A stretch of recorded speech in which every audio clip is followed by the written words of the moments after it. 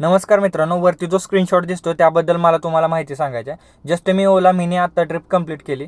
ज्यावेळेला ही ट्रिप मला पडली होती त्यावेळेला मला 189 रुपये दाखवत होतं 6 किलोमीटरसाठी आणि 20 मिनटं फक्त डिस्टन्स होता. कस्टमर मला बोलले की ऑन द वेज आपल्याला 2 पिकअप करायचे आहेत ऑन द वे. मी म्हटलं ठीक आहे, पण ज्या वेळेला मी बघितलं तर ते टोटल 9 किलोमीटर रनिंग झालं आणि तिथंच मी कस्टमरला बोललो की 100 रुपये एक्स्ट्रा घेणार, चालेल का? कस्टमर नाही होय म्हणत होतं.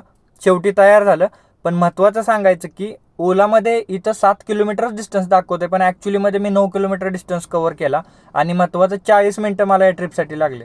जर मी ते 100 रुपये एक्स्ट्रा घेतले नसते किंवा कस्टमर मनाने देईल किंवा ठीक आहे काय होतंय त्याला 2 किलो ऑन द वे तर आहे असा विचार करून जर आपण गप्प बसलो तर आपल्याला तो फेअर भेटत नाही. आता इथं बऱ्याच जणांना वाटेल की 7 किलोमीटरला काय 189, पण नाही परवडत. तर सांगायचं एवढंच आहे की आपलं नुकसान करून ट्रिप कंप्लीट करण्यात काहीच अर्थ नाही. कस्टमर देईल काहीतरी थोडंफार किंवा काय, कस्टमर अजिबात देत नाही, ते पैसे वाचवतात.